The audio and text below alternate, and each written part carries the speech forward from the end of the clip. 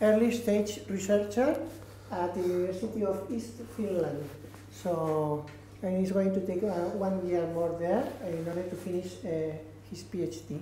So when you like, you have more or less around 30 or 40 minutes, and you can speak in English, in Catalan, or in Spanish, but preferably because of the people in English, okay? Okay, so thank you very much. First of all, thanks for inviting me to this seminar and to give me the opportunity to present some part of the work that I am carrying on there or developing in Finland. As Vicente was explaining, I am an early stage researcher at the University of Eastern Finland, which is placed in the headquarters in Joensuu.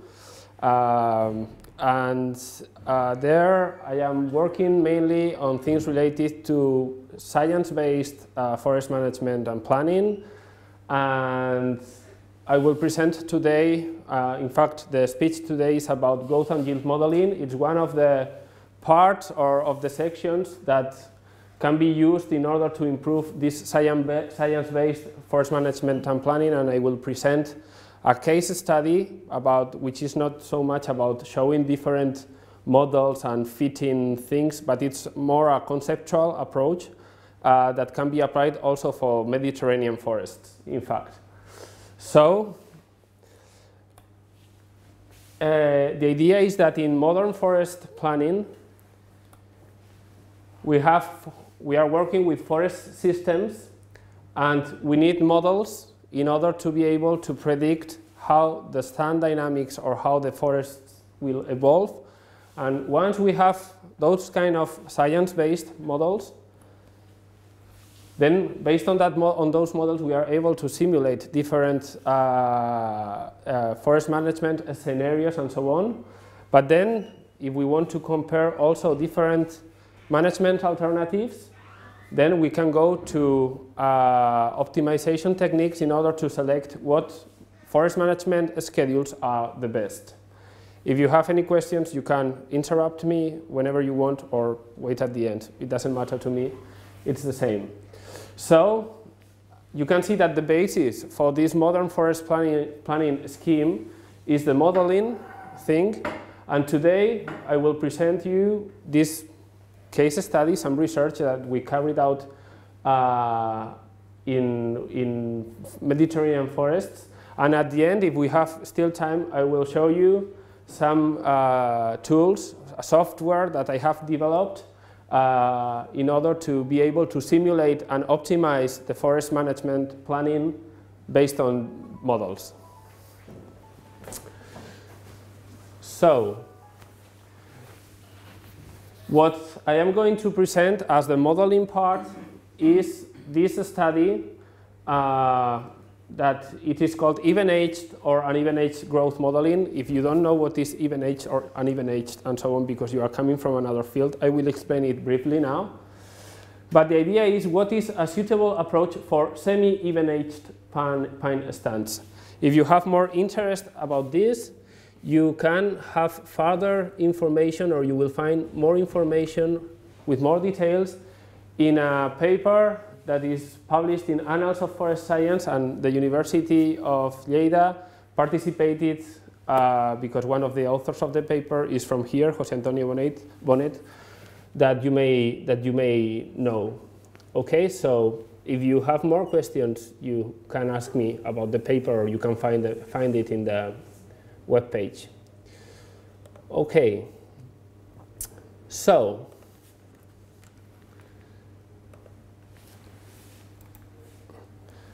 the presentation about this modeling topic will be based in this. Will follow this structure: introduction to just introduce what we are talking about, some materials, methods about the modeling issues, but also about the evaluation of the different modeling approaches, some results and some discussion. So I will try to be quite clear, and because I understand that this is not familiar to everybody. So we are talking in fact about this even-aged and uneven-aged forests. We are in fact referring to a stand structure. And the stand structure can be defined as the distribution of trees into different age or diameter classes. Is that important? Yes, it is, because it is a key issue when we are aiming at predicting forest stand dynamics, and it is also tightly related to the forest management type. So it is important to take this into account. And as I was saying at the beginning, according to the stand structure, forest stands are conventionally classified as even-aged or uneven-aged. What is this? Even-aged stands are those in which most trees are in a single age class. Most trees are of the same age. And this means that the diameter of the trees are clustered around a mean DBH and often show this bell-shaped distribution.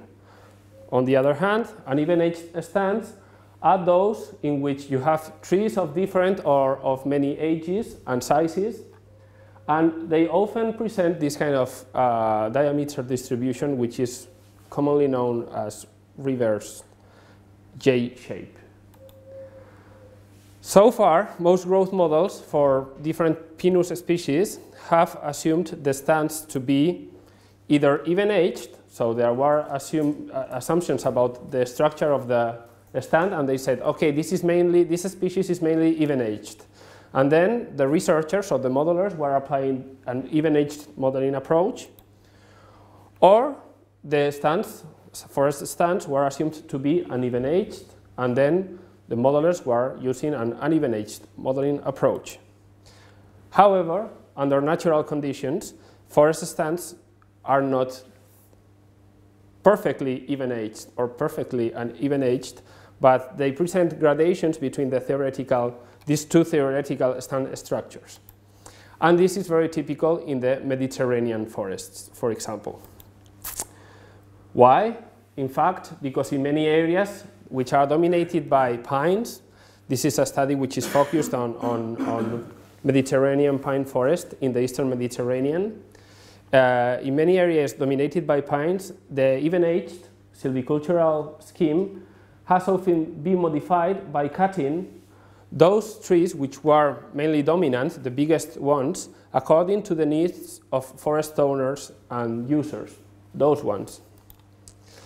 And because of that, they were causing a considerable opening of the canopy layers in the forests.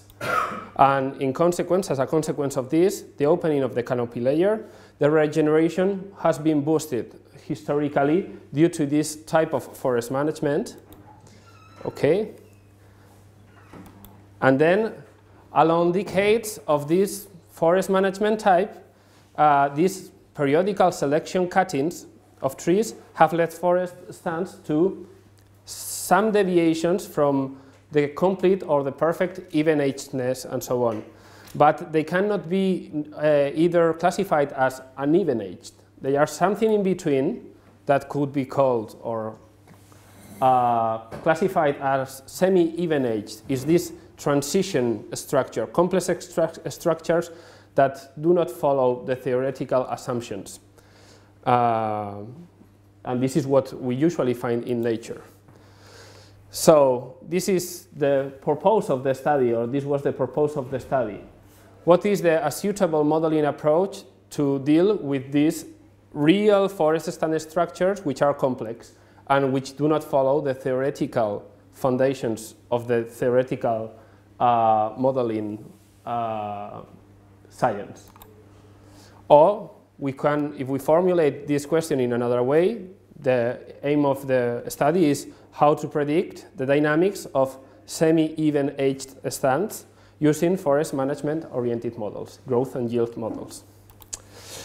To do that, to study that, we measured 50 temporary plots from Pinus britea forests in Lebanon. It's the main conifer species in the Eastern Mediterranean.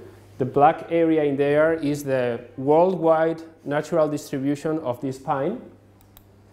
And in Lebanon, it covers 17,000 hectares, okay, and it is important in there. And it is assumed, because this species is regenerating very well after fire, it is assumed that, it has been always assumed that this species forms even-aged stands. But we realize that this is not always the case. Are they really even-aged? Maybe not. Maybe they were semi-even-aged. And in this case, what is the most suitable approach to predict with high accuracy the stand dynamics? And this is, I remind you, important in order to be able to simulate and optimize forest management afterwards. So in order to try to solve this question, we fit two different set of models on an individual tree basis. One was under the even-aged modeling approach, and this set of model was composed of or by 4 different submodels or equations. Site index model, we are not going to see now what is exactly each model. Site index model, a diameter increment model, a height diameter model, and a self-thinning model. This is the typical, what it is important here is that this is a typical set of models that is used in the even-aged modeling approach in history of forest science. On the other hand, we fit or we developed an even-aged modeling approach in which some of the models, most of the models were the same in fact, diameter increment model, height diameter increment model, but here we have to take into account some other different dynamics. It's this ingrowth, which is related to the regeneration of the forest, continuous regeneration of the forest, and we don't have this site index here.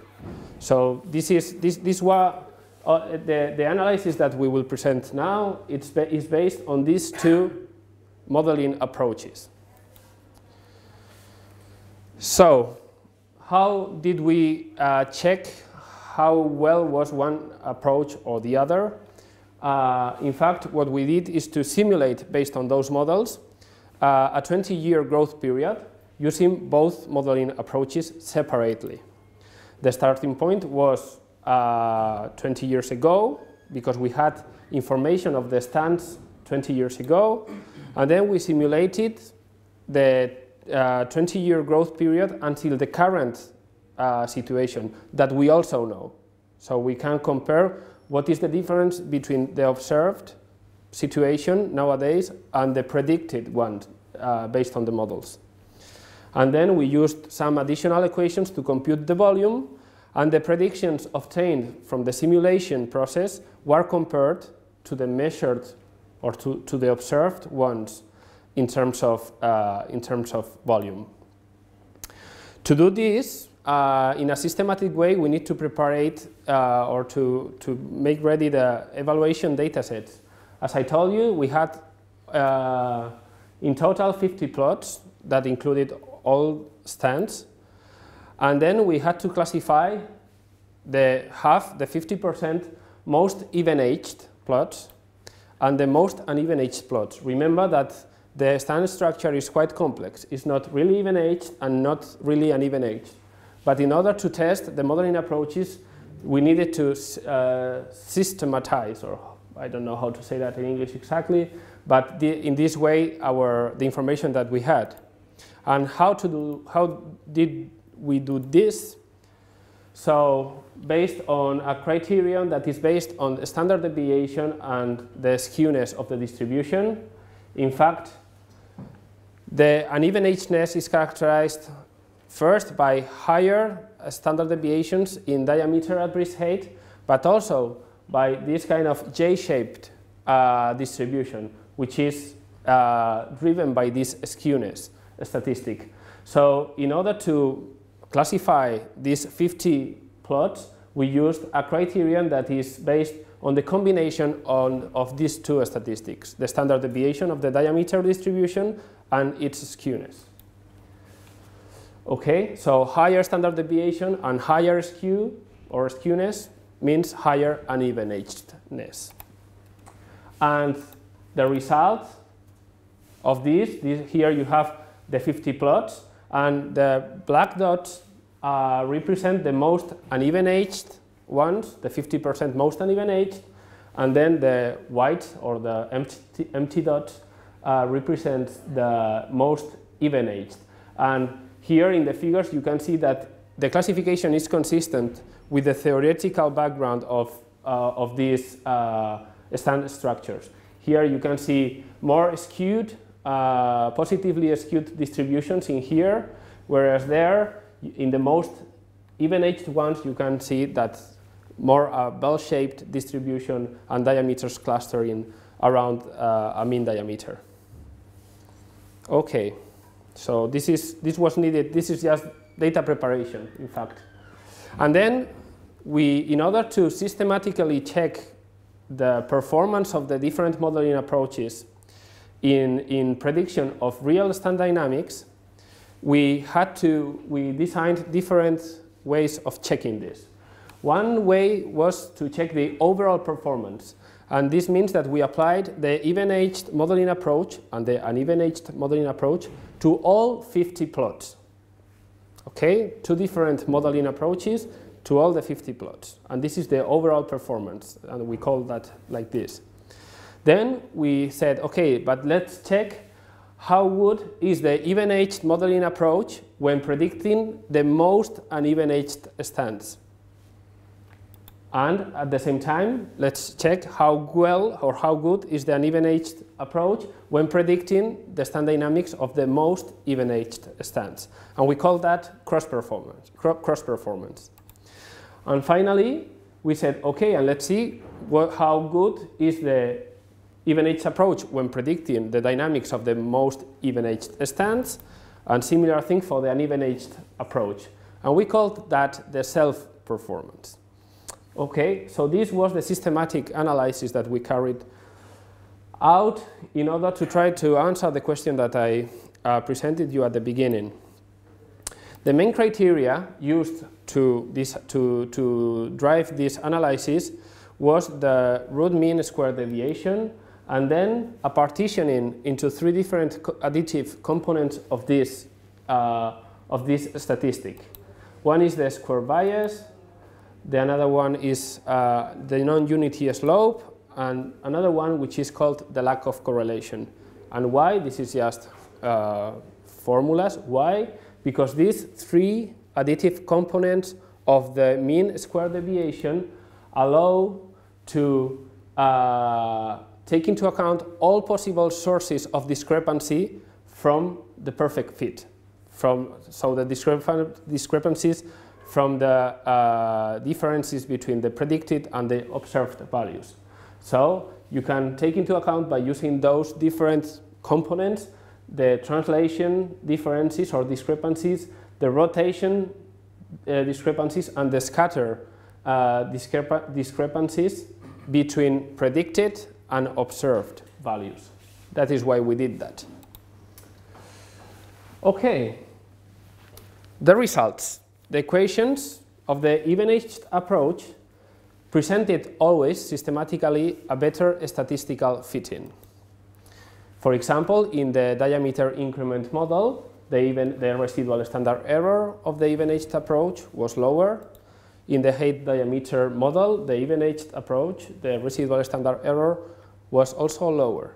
So if we had stopped here our analysis based on basic statistics, we have said, okay, the even-aged modeling approach is better from the statistical point of view. So in those semi-even-aged complex stand structures, the best thing is to use even-aged forest modeling.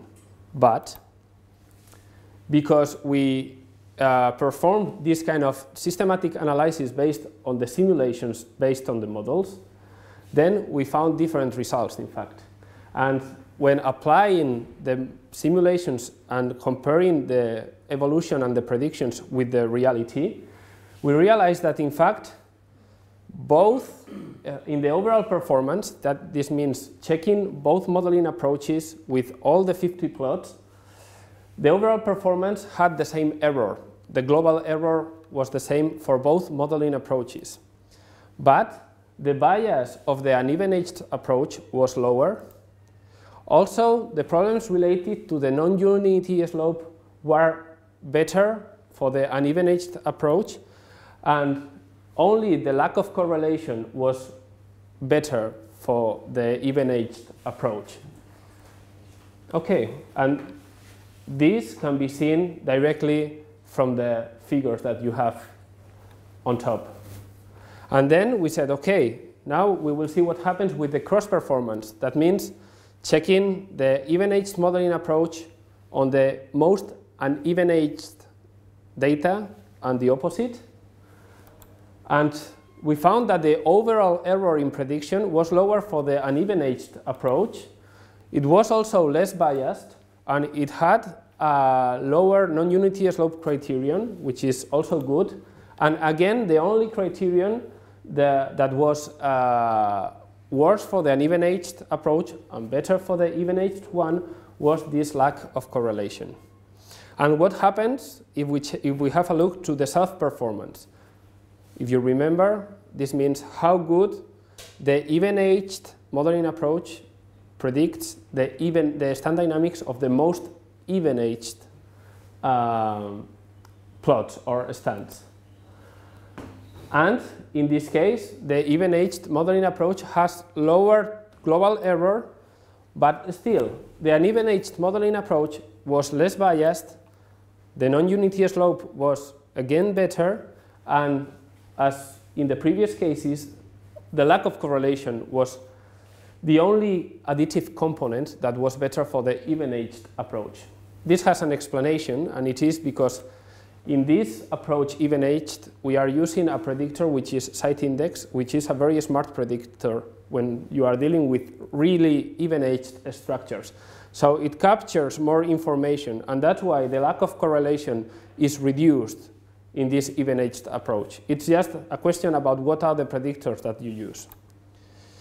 But if we summarize this information, we see that globally, the uneven-aged modeling approach was better. The results are consistent because for the self-performance, they were equally better. This makes sense. This means that the even-aged models are predicting the even-aged dynamics as well as the uneven-aged models predict the uneven-aged dynamics. This is consistent. But for the other performances, this cross-performance and overall performance, we see that the uneven-aged modeling approach was always slightly better. So, summarizing, if one single approach has to be chosen, maybe the uneven-aged modeling enables more accurate predictions of wood production. Moreover, the uneven-aged approach was almost as good as the even-aged one when predicting the even-aged stand dynamics. But it is not working the other way around. When applying the even-aged approach to the most uneven-aged stands, the errors were very big. So, in fact, what we found in these results is that there was a trade-off between higher statistical accuracy. We saw that the even-aged models in terms of fitting statistics were better with lower residual standard error. And we have a trade-off between this and lower statistical accuracy but higher fidelity when simulating the real stand dynamics which are going on in nature. And in this trade-off, from our point of view and based on the results, the winner would be that to follow or to emulate in a better way what happens in reality might be more accurate and perform better than using another approach, let's see, the most common one, and which has a higher statistical significance, but that simplifies what is happening in nature, in fact. So, in fact, the uneven-aged approach is more flexible to slight deviations from the theoretical foundations, and it's more suitable to predict maybe the dynamics of these complex transitional stand structures. So if we apply the principle of caution using this uneven-aged approach, might be safer to ensure sound simulations and predictions if we are not really sure about how even-aged is our target forest or our target stands. If we think that there are some deviations from perfect even-agedness, then it might be safer to apply directly the uneven-aged modeling approach. Moreover, there are other issues or other questions that also favor this uneven-aged modeling approach, and it is that they are more flexible in order to simulate these different kind of thinings. On the contrary, the even-aged models are assuming that forest management is based on thinings from below always, and when applying or when trying to simulate these selective cuttings or high thinings, this even-aged approach might not be performing properly, because the foundations of this approach is based on these thinnings from below, and it may not work properly when you are simulating thinnings from above in a stand. So finally, another interesting question arises from this study. One is what is the degree of semi-even-agedness, or what is the threshold in terms of semi-even-agedness that determines the suitability of the even-aged modeling approach or the uneven-aged modeling approach? Or if we say that in other words, what is the case-by-case or stand-by-stand optimal growth modeling method providing more accurate predictions of stand dynamics? This questioning applies not only to this study, which is based on Pinus brutia from the Eastern Mediterranean, but also to many other forest species and ecosystems that are characterized in nature, in reality, by this structural diversity or semi-even-agedness. This is the case of many species or forest types in the Mediterranean, but this also happens in Nordic countries, in boreal areas, forest areas, and so on. In Finland, for example, where I am working, this is also the case. They have thought during many years that their forests were even-aged. This was the assumption, but then they are also realizing that the structures are quite diverse, in fact, and there might be some room also to apply different modeling techniques. Okay, maybe this was too fast, maybe not, I don't know. No, perfect. Thank you for your attention. If you have questions, we can tackle that now. Maybe, I don't know if this is really your field, if you are working in these things or not. Maybe you didn't understand anything, but I am here if you want to ask something. If not, what I wanted to do also is to, after the questions or before the questions, to show you briefly this software that I have developed on the basis of an open platform which is called CAPSIS, and that based on these models that were used in this study, you are able to simulate and optimize forest management, to simulate the stand dynamics and optimize forest management for different management objectives. So it's up to you. Okay, thank you.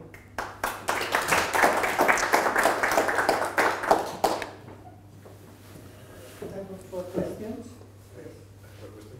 So, well, I don't know much about your field, so, but I just have a question about between your predicted versus observed graphs. So I saw that you have some bias, and well, so this after your prediction, do you have some correction you can correct for your, for instance, in that case you have been working in these plots from Departamento.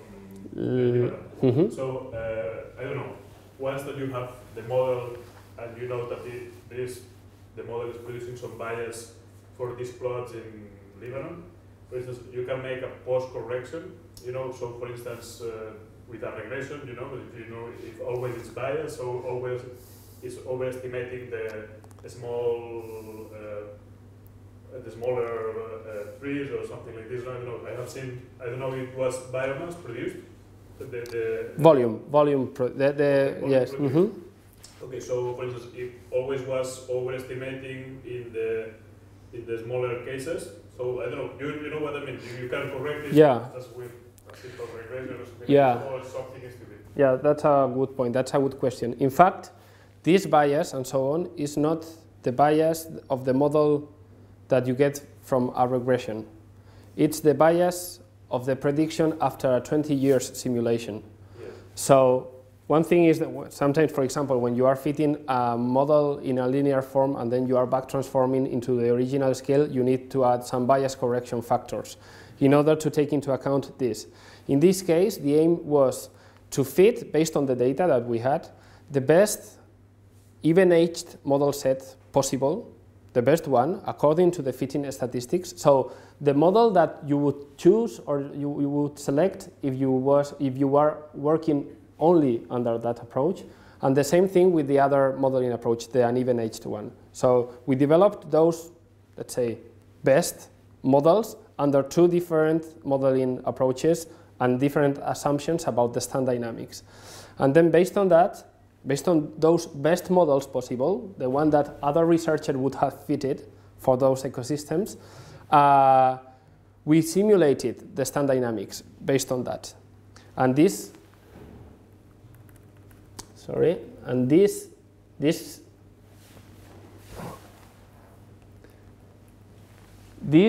root mean square deviation, this square bias, and these kind of statistics, and these which represent the trends that you can see in these figures here, are not the result of the regression, but the result of simulating during 20 years something and then comparing the real situation now and then the situation about 20-year simulation from 20 years ago up to now. So you have the predicted and the observed values. And these statistics are based on that. In fact, the idea was to check what is the best combination of model sets. So there is not one model only. Behind that, each approach, there are 4 models working together, programmed in a logical way to simulate stand dynamics. And this is the result. So this is the idea. So it's. Okay. Any other question? Thank you very much for the presentation. I'm not in this field. I have my question has 2 parts. One, in the first slide, you saw about yield. So then you were speaking about pinus. So I'm wondering what kind of yield, because we know about the trees, they have yield like production, like the fruits or. Yes, yeah. So what kind of yield we are speaking in pinus? And the second part is like, I see a lot of models for a lot of reasons, but what is the functionality of this model, the real, what is the purpose? Because I just see that this model can be used, but for what? Because okay. I always listen to people speak I can about understand. models, but what is the purpose? Yeah, I think I can answer both. Let's see. So for your first question, this species from the Eastern Mediterranean, in fact, for example, in Turkey is where the main distribution area is Turkey. And in Turkey, it's a species which is mainly used for timber production. So when we are talking about the yield in this case you're right, because I didn't put attention, or I didn't mention it very explicitly. In fact, we are talking about wood volume. So the yield is in terms of wood volume, which is, for this species in the Eastern Mediterranean, the main product. And in fact, it is in Turkey, it's intensively managed for this purpose. And for the second question about, is this useful for something? As you know, everybody knows about this, all the models are wrong, but some are useful. So some are useful, and I hope that these ones are useful, and mainly when you make them working with a decision support system. And maybe when you will finish the questions, I will show just this software that I have developed and that uses partly these models. And then you can better see how they are used in practice to support decision making in forestry. But if you have maybe other questions before, we can still answer some. Any other question? Every point is a year? Sorry? If every point is a year of simulation. You know what I mean? No, every point. No. What it stands for every point? Yeah, it's wood volume. It's wood so volume, yeah. Every dot in the figure is a plot, a stand. Okay. So here you have it's the same unit. This 20 years or Yes. So the idea is that we have the information of those stands 20 years ago, and we have the information also now. We know how these stands were 20 years ago, and we know also we have measured them how they are now. So we feed those models that are needed for simulate whole stand dynamics, and then we go back 20 years ago, and we have the data. We know how these plots were 20 years ago, and then we say, okay, let's apply the models, and let's see how good they are in predicting what we know that happened, that it's the situation now, after 20 years. And this is what we are comparing here in terms of wood production. Why? You could also use other variables, but because wood production is important for this species in the Eastern Mediterranean, so this is what we did. So here you have cubic meters per hectare and cubic meters per hectare, measured and predicted. But you said that you are using different models for even age or uneven age. How do you decide which model in every particular case? I mean, or you know what I mean? Because every point, so you did you use 4 models or you know what I mean? So I mean. Yes. So that's why. Models or sorry? Is the average from all the models or? No, the summary of the results, would be here. So so this is the answer, in fact, that we wanted to try to the question that we wanted to try to answer, and that's why we carried out this systematic approach, because it's difficult to answer that case by case and so on. And that's why we made this different, we classified the plots into more even-aged and more uneven-aged, but keep in mind that they were not really even-aged or really uneven-aged. They were something in between. So from this figure, for example, you would say, what does this mean, this self-performance? For the even-aged approach, apply the even-aged models, because they work as, and for the uneven-aged approach, apply the uneven-aged models. They are working really, the self-performance of each modeling approach in its equivalent stand structure is okay. So in fact, they have been developed for that purpose, and the results are consistent with that.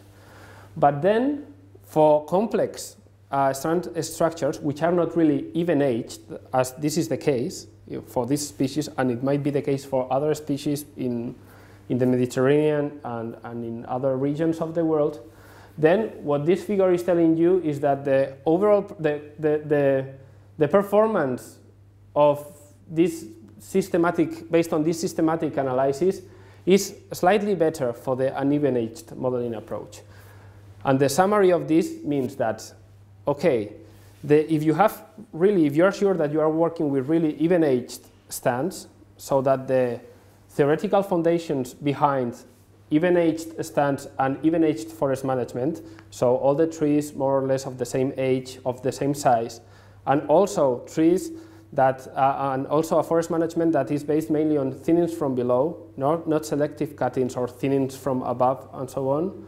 If you are sure that you are in that framework, the even-aged approach might be, or will be the good one. But if you have some slight deviations or some deviations from that perfect assumptions, then the even-aged modeling approach might be too rigid. So in order to, or the assumptions that is based on, they need to be really accomplished in order to be sure that you are applying it in the right way. If not, based on this study, this has never done before this kind of analysis, so maybe it's good to go on with other species and so on. You would say that it's better than even-aged one. No, well, okay, thank you. But sorry. I already have understood the sorry. result of your study. But no, my question was that you said that you have been using many different models for every kind of modeling. So even-aged or uneven-aged? Yeah. Is it true? Yes. Okay. So how you decide which model for every kind to make the correlation between? Okay. So that is what I tried to explain at the beginning, and it is. Sorry. It is this. In fact, they are not so different. These are typical model sets. So why do for an even-aged and uneven-aged approach? This means that if a researcher goes to the literature, or if a modeler wants to fit models under one approach or the other, they will be able, or maybe they would select this kind of model sets. And that's what we did. So we took some kind of standard model sets for the two different approaches. And as I said before, some models are the same. In fact, most models are the same. Conceptually, you have a diameter increment model, and you have a height diameter model, and so on. But for the uneven-aged approach, you need to take into account this continuous regeneration process. And you take that into account by using an ingrowth model. Ingrowth means how many trees that were not in the adult stand, that were still too small, go to the main group of trees of the stand. This is what you are predicting here, this kind of regeneration. So you have used, finally you have decided one model for each case, isn't it?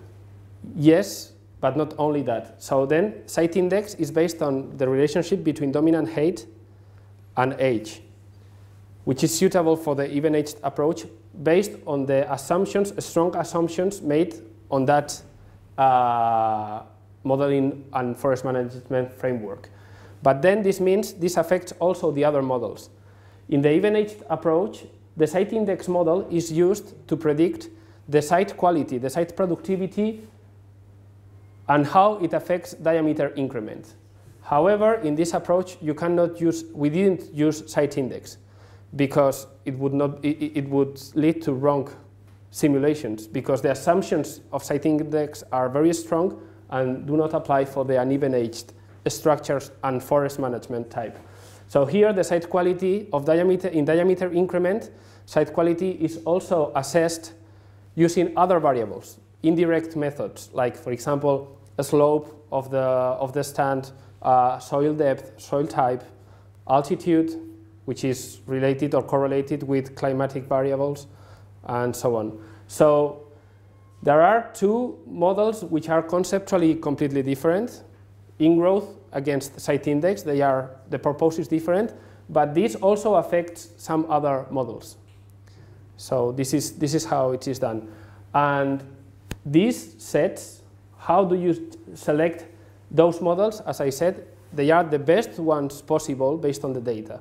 So we fitted the uneven-aged model set, thinking, okay, let's forget about this study. If I was fitting this model set, I would fit these models based on the fitting statistics, bias, residual distribution, blah, blah, blah, blah, blah, blah, and the same thing for the other approach.